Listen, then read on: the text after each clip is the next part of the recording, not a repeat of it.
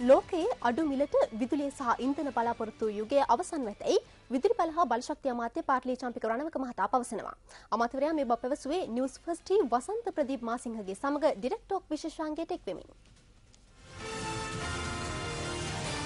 ඇමතුමා පහුගිය කාලේ ඔබතුමාගේ මෙහෙයවීම යටතේ විදුලි බල ශේෂ්ත්‍රයේ ලාභ ලබන තත්ත්වයට පත් වුණා. ඔබතුමා කොහොමද මේ ආයතන මේ තත්ත්වයට ගෙනාවේ? ඕන විදුලි බල ශේෂ්ත්‍රයේ විශේෂයෙන්ම ඒක ආදායම වියදම ගැන බලනකොට මූල්‍ය තත්ත්වය ගැන බලනකොට කරුණු දෙකක් තියෙනවා. එකක් තියෙනවා අපිට පාලනය කරන්න බැරි හේතු, තව එකක් තියෙනවා අපිට පාලනය කරන්න පුළුවන් ඒවා. පාලනය කරන්න බැරි හේතු තමයි තෙල් මිල ගණන් සහ වර්ෂාපතනය. පාලනය කරන්න පුළුවන් හේතු තමයි මූල්‍ය කළමනාකාරීත්වය විධිමත් කිරීම. එතකොට අපි ගිය වසරේදී අපිට තිබුණා බිලියන 45ක ඉලක්කයක් හඹා යන්න. අපි ඒකෙන් බිලියන 30ක් පමණ ලැබුණු හොඳ වර්ෂාපතනය නිසා උපයාගත්තා. ඉතිරි බිලියන 15 අපි අපේ පරිපාලන මූල්‍ය පරිපාලනයේ කාර්යක්ෂම කිරීමෙන් ආදායම වැඩි කර ගැනීම, වියදම් අඩු කර ගැනීමෙන් ඉටු කරගත්තා. දැන් වර්ෂාව නැහැ, මේ බර ආයි ජනතාවට වැටෙයිද? මෙහෙමයි, දැනට අපිට පාඩුවක් සිදු වෙමින් තියෙනවා. මේ දවස්වල අපි සම්පූර්ණයෙන් වගේ ප්‍රධාන වශයෙන් බලන්නේ කෙසේ හෝ පැය 24ම විදුලිය සපයන්න. ඒකට අපිට ඩීසල් භාවිතා කරන්න වෙලා තියෙනවා. ඉතින් අපිට දිනකට මිලියන 120ක පමණ පාඩුවක් සිද්ධ වෙනවා. මේ තත්ත්වය යටතේ ලංකා කංජතෙල් සංස්ථාවෙන් ඔබතුමාලා ඉන්ධන මිලදී ගැනීමක් කරනවා. අලුත් ඉන්ධන මිලදී ගැනීමක් කරනවා. ණයටද මුදල් වලට? නෑ, ඒක අපි ගෙවන ක්‍රමවේදයක් තියෙනවා. ඒ ක්‍රමවේදය අනුව කංජනීතික සංස්ථාව අපිට තෙල් ගෙනහම අපි ඒ අනුව කංජනීතික සංස්ථාවට ඒක පියවනවා. දැන් කලින් ගැටලු මතුණා කංජතෙල් සංස්ථාවෙන් මිලදී ගත්ත තෙල් වලට ගෙවීම නොකිරීම නිසා. යලිත් මේ වගේ තත්ත්වයකට ඒ තත්ත්වය ඇති වුණේ 2010ට ප්‍රථම. අපි 2010 වසරේ සම්පූර්ණයෙන්ම තෙල් මිල ගණන් ගෙවුවා. ඔබතුමාට සහතික වෙන්න පුළුවන්ද දැන් මේ ඉන්ධන බලාගාරවල තත්ත්වය 100%ක්ම නිවැරදියි කියලා? අපිට එහෙම යන්ත්‍ර පිළිබඳව සහතික වෙන්න බෑ. මේවා යන්ත්‍රනේ. තිබ්බ සියලුම දෝෂ නිරාකරණය කළා තියෙන මේවා 100% කාර්යක්ෂමතාවයෙන් දැන් 100%ක් දැනට 100%ක් ක්‍රියාත්මකයි. විපක්ෂයෙන් චෝදනා එල්ල වුණා ඉන්දියාවටත් විදුලිය දෙනවයි කියලා, පුරාජේරු කතා කියලා, විදුලි කප්පාදුවකට ගියයි කියලා. මේවට පිළිතුරක් තියෙනවද ඔබතුමාලා? ඇත්තට මේකට ප්‍රධාන වශයෙන් වක් කියන්න ඕනේ විපක්ෂනේ. 1990 ඉඳන් 88 ඉඳන් කිසිම විදුලි යෝජනා ක්‍රමයක් ක්‍රියාත්මක කරේ නැහැ මේ රටේ. අනිත් එක ඉන්දියාවට විදුලිය දෙනවා කිව්වේ අපි නෙමෙයි, ජයජයවර්ධන. දැන් ඔබතුමාලාගේ අරමුණක් තියෙනවා ඉදිරි කාලය ඇතුළත සෑම නිවසකටම විදුලිය ලබා දෙන්න. තවත් විදුලි ඉල්ලුම වැඩි වෙනවා. මේ තත්ත්වෙත් එක්ක 100%ක් විදුලි ඉල්ලුම සපුරාලීමේ හැකියාව අනාගතයේදී ඔබතුමාලා ගොඩනගා ගන්නවද? ඒක අභියෝගයක්. නමුත් අපි ඒක ජය ගන්න ක්‍රියා කරනවා. අනිවාර්යයෙන්ම සියලු දෙනාට විදුලිය ලැබිය යුතුයිනේ. හොඳයි. ඔබතුමාට අවසාන වශයෙන් සහතිකයක් දෙන්න පුළුවන් ඉදිරියේදී විදුලිය කප්පාදුවක් වෙනවද නැද්ද? මේ තියෙන තත්ත්වෙත් ඒක තීරණය වෙන්නේ යන්ත්‍රවල තියෙන තත්ත්වය අනුව. යම් යම් අනතුරු සිද්ධ වෙන්න පුළුවන්. නමුත් අපේ ධාරිතාව සූදානම්. මාගේ විදුලි කප්පාදු ආපු වෙලාවේ ජනතාව හරියට දැනුවත් කිරීමක් සිද්ධ වුණේ නැහැ. මේ චෝදනාව එල්ල වුණා. ඒක හදිසියෙන් සිදුවෙච්ච දෙයක්. ඇයි නමුත් ජනතාව දැනුවත් කළේ නැත්තේ මේ අඩුපාඩුවක් නිසා මේක උනේ කියලා? අපි ප්‍රකාශ කරා යන්ත්‍ර 5ක් අඩපණ වෙලා තියෙන නිසා తాවකාලික තත්ත්වයක් පැන නැගිලා තියෙනවා කියලා. නමුත් මේක ඇත්තටම ඇතැම් මාධ්‍ය වලින් ඇති කරපු අහිතකර උදාහරණයක් හැටියට එක දවසයි ආයෝජන කලාපයේ විදුලිය නැතුනේ. නමුත් ඒකට හෙඩ්ලයින් එකක් ගියා. යන්ත්‍රවල අඩුපාඩුවක්. ඒක පාලනය නොකළන සම්පූර්ණ මුළු රටේම විදුලිය යන හිටිනවා. 2007 අප්‍රේල් මාසයේ වගේ දෙයක් වුණා. බොහොම ස්තුතියි.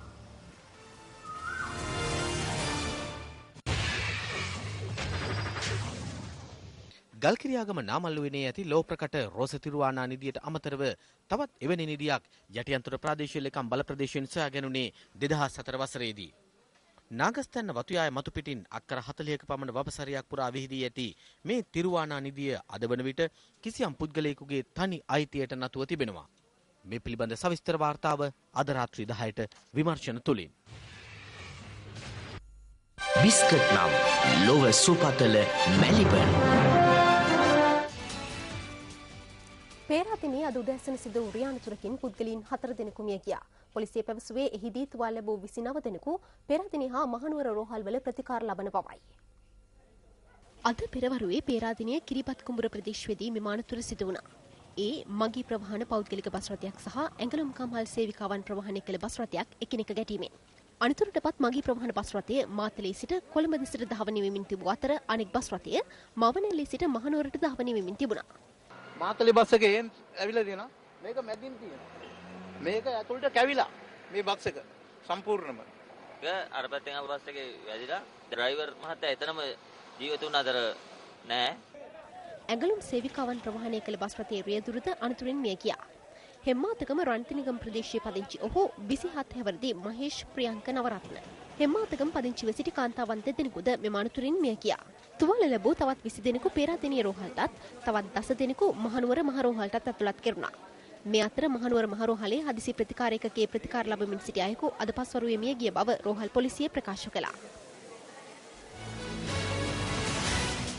යුරෝපයේ වර්ධනය වෙමින් පවතින ආර්ථික අර්බුදය එහි බැංකු පද්ධතියට දරාගත හැකිද යන්න සොයා බැලීමට යුරෝපා බැංකුව අධිකාරිය පියවරගෙන තිබෙනවා. ඒ සඳහා බැංකු අණුවක මූල්‍ය ස්ථාවරත්වය පිළිබඳව පරීක්ෂා කරනු අතර එහි ප්‍රතිඵල කඩිනමින් නිකුත් කිරීමට අපේක්ෂිතයි.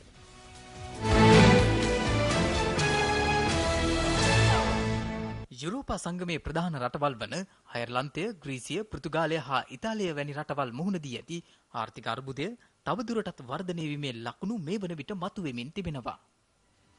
යුරෝපයේ එවැනි තත්ත්වයක් ඇතිවීම තුළ මෙරට අපනයන ශේෂ්ත්‍රයට බලපෑමක් එල්ල කළ හැකිද? ඇඟලුම් කර්මාන්තයේ අපේ වෙදි පිළි අරමෙව අපි යවන්නේ විශේෂයෙන්ම ඇමරිකාවට යුරෝපීය රටවල් වලට. ඒ රටවල් වල ආර්ථික අර්බුදයක් තියලා ඉල්ලුම පහළට ගියොත් අපි වගේ රටවල් වලටත් විශාල ප්‍රශ්නයක් වෙනවා. මොකද අපේ අපනයනයට ඒක අපිට ලැබෙන විදේශ විනිමය අඩු වෙන්න යනවා. ඉතින් මේක නොයෙක් ආකාරයට බලපාන්න පුළුවන්. එතකොට අපේ වගේ රටවල් වල වර්ධනයට ණය ගන්නවට අමතරව අපිට ඍජු විදේශීය ආයෝජන අවශ්‍යයි. යුරෝපයෙන් එන ඍජු විදේශ විනිමය ඉබේටම අඩු වෙනවා ඒ යුරෝපයේ කලාපයේ අර්බුදයක් තියෙනවා. දැනට ලක්ෂ 7කට සීමා වී ඇති මෙරට වාර්ෂික සංචාරක පැමිණීම 2016 වන විට ලක්ෂ 25 දක්වා වර්ධනය කර ගැනීම රජයේ ඉලක්කයක්. එම ඉලක්කය සපුරා ගැනීමේදී මෙරටට විනිමය රැගෙන එන සංචාරකයන්ගේ පැමිණීම ඉතා වැදගත් සාධකයක්. ඒ රටවල් වල ආර්ථික අර්බුදයක් තියෙනවා නම් හරිද? එතකොට සංචාරය කරන එක ඒගොල්ලන් සාමාන්‍යයෙන් කරන ගෙවීම් වලින් ඒකට තියෙන ප්‍රමුඛත්වය පහළට යනවා.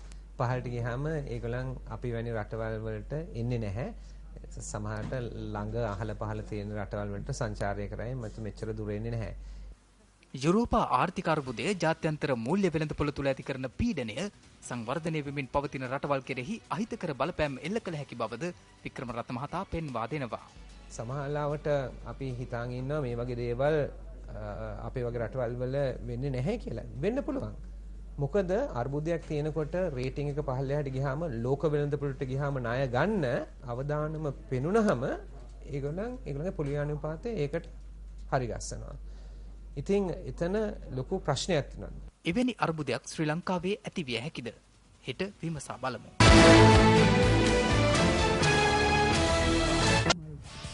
දැන් ක්‍රීඩාපුවත්.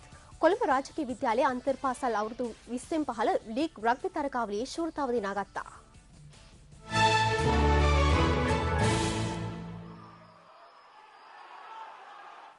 කොළඹ රාජකීය සහ ගල්කිස්ස විද්‍යාල අතර තරගය පැවැත්වුණේ රාජකීය ක්‍රීඩාංගණයේදී. තරග 10කට මුහුණ දී අපරාජිතව සිටි රාජකීය පිළට ප්‍රබල අභියෝගයක් එල්ල කළ විද්‍යාලය තරගයේ පළමුවෙන් ලකුණු රැස් කිරීම ආරම්භ කළා. අනතුරුව රාජකීයයන් උත්සාහ දිනුමක් මගින් ලකුණු 3ක් ලබා ගත්තා. තරගයේ පළමු අර්ධය අවසන් වුණේ ලකුණු 8-7ක් ලෙස රාජකීයයන් ඉදිරියෙන් සිටමින්. දෙවැනි අර්ධයේදී තවත් ලකුණු 10ක් ලබා ගැනීමට ඔවුන් සමත් වුණා.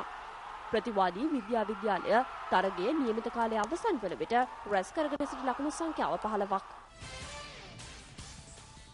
එහි තවත් තොරතුරු රාත්‍රියේ 10ට දැන් දුක දිනන දක්ෂෝ විශේෂාංගය.